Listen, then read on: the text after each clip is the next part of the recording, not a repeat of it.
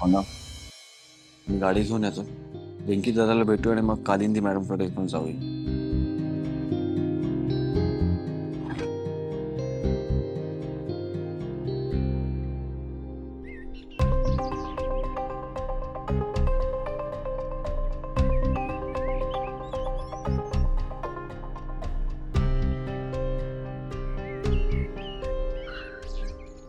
बाबा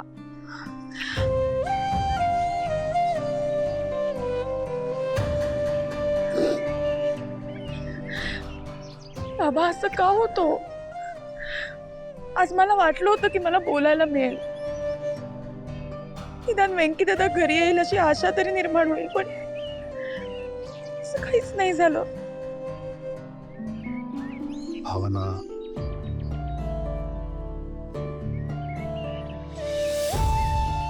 हे बघ भावना, आयुष्य नेहमीच आपली परीक्षा घेत असतं आणि आता जे झालं ना ते अपयश होतं, पराभव नाही. हे तुला आठवतं का लहानपणी शाळेत असताना समजा एखाद्या गणिताचं उत्तर तुला नाही आलं तर तू काय करायचीस? तू प्रयत्न करायचीस, उत्तर शोधत राहायचीस. आणि तुझे इतर भाऊ बहीण काय करायचे? पटकन गाईड मधनं उत्तर शोधायचे, लिहायचे आणि पसारवायचे खेळायला. पण तू मात्र उत्तर शोधत राहायचीस आणि उत्तर सापडेपर्यंत हार मानायची नाहीस. पण बाबा या गणिताचं उत्तर सोडवणं सोपं नाहीये. भावना, जेव्हा स्वतःवर विश्वास असतो ना तेव्हा अवघड गोष्टी सोप्या होऊन जातात. हे बघ, तुझं आणि वेंकीचं नातं खूप वेगळं आहे. बरं, तुमच्यातला जो बॉन्ड आहे ना तो घट्ट आहे. तू असं कर, बोल वेंकीशी, उत्तर सापडतील तुला. बाबा पण वेळ निघून जातोय ना.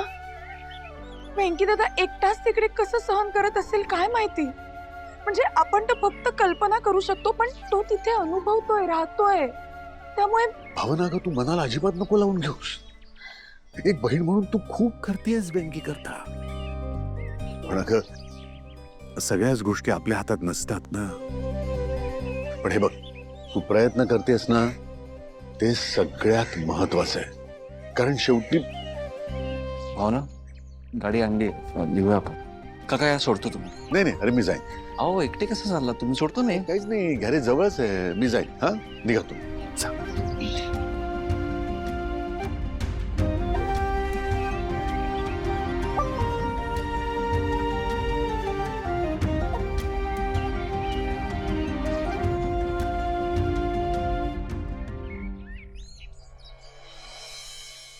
अहो इथे इतकी व्हरायटी आहे ना की सई अगदी रमून गेली. बरं येताना जरा ट्रॅफिक लागेल, गर्दी असेल ना तर कदाचित यायला उशीर होईल. तुम्ही आमच्यासाठी जेवायला थांबू नका बरं का. तुम्ही जेवून घ्या आणि जर काही लागलंच तुम्हाला तर तनू आहेच, तिला सांग. ललिता, आम्ही काय लहान आहे का? आम्ही आमची काळजी घेऊ शकतो. अरे देवा. काय झालं? हा, काही नाही, काही नाही. तुमचं चालू द्या, मी फोन ठेवतो.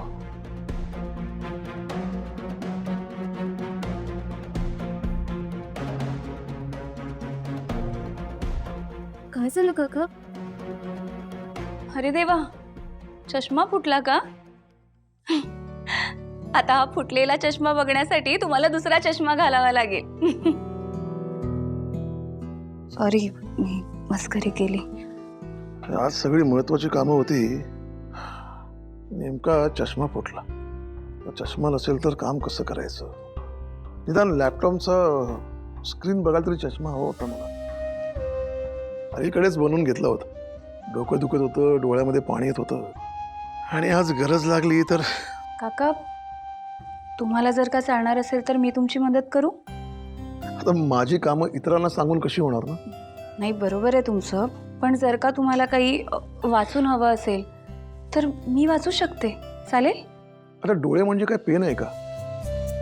जरा तुमचे डोळे 1-2 तासासाठी देता का? मी तुम्हाला परत करतो, असं तर नाही होऊ शकत ना? नाही, तसं नाही. पण मग तुम्ही मला तुमची सेक्रेटरी समजा किंवा असिस्टंट. तू काय मागे हटणार नाहीस वाटतं. सांगा ना, चालेल तुम्हाला मी तुमची मदत केली तर?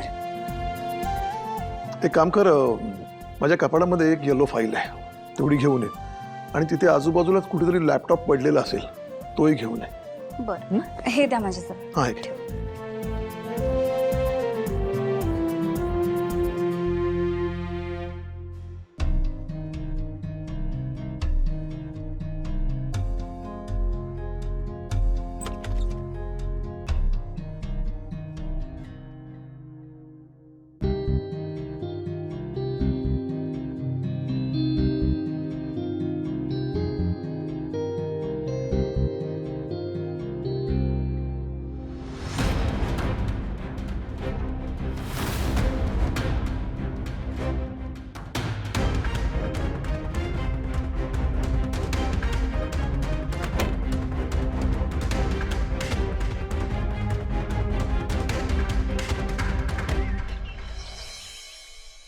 या कराराच्या अंमलबजावणीपासून संबंधित जमिनीवरील सर्व विकास हक्क तसेच गहाण ठेवणे, भाडेपट्टी देणे, विक्री संबंधी करार करणे आणि व्यावसायिक उपयोगासंबंधी सर्वस्वी अधिकार हे दुसरे पक्ष यांच्याकडे पूर्णपणे हस्तांतरित मानले जातील.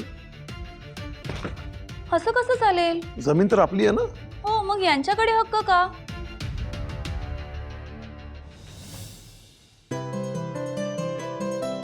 अगो, मला असं वाटतं की तू ललिताला मदत करण्यापेक्षा किंवा तिच्यासोबत असण्यापेक्षा माझ्यासोबत काम कर, असं मला म्हणायला हवं होतं. तू तर दोन्ही क्षेत्रामध्ये पारंगत आहेस. माझी मुलगी असती ना तर वारस म्हणून मी हक्काने सांगितलं असतं. अरे एक बटन लावायला किती वेळ लागतो तुला जानू? तुझी आई असती ना तर आतापर्यंत नवीन शर्ट शिवला असता तिने. खरंय हा बाबा, अगदी खरं आहे तुमचं. आणि मला माहिती आहे ना, तसंही तुम्हाला तुमच्या बायकोचं कौतुक करायला आवडतंच. आणि ते जर तुम्ही केलं नाहीत तर तुम्हाला चैनच पडणार नाही. थट्टा करतेस? वडिलांची थट्टा करतेस तू? काय झालं? मस्करी फक्त तुलाच करता येत काय? मग आम्ही केलेली मस्करी सुद्धा पचवता यायला पाहिजे ना. नाही, काही नाही. बाबांची आठवण आली. बाबांची? म्हणजे मी माझ्या लहानपणी बाबांबरोबर खूप जास्त क्लोज होते ना, त्यांच्याशी खूप मोकळेपणाने बोलायची सवय होती मला. माझे बाबा पण असेच चष्मा कुठे ठेवलाय, चष्मा कुठे ठेवलाय असं सारखं विचारत बसायचे. मी खूप मस्करी करायचे त्यांची, खूप चिडवायचे त्यांना, अगदी माझ्या आईवरून सुद्धा. म्हणजे मला काका किंवा मामा असं कुणीच नाही. पण ना, तुमच्याकडे बघून कायम असं वाटतं की जर का माझा मामा असता तर तो तुमच्यासारखा असता, तुमच्या वयाचा असता. त्याच्याशी मी मनमोकळेपणाने बोलू शकले असते, अशी मच्छा मस्ती करू शकले असते.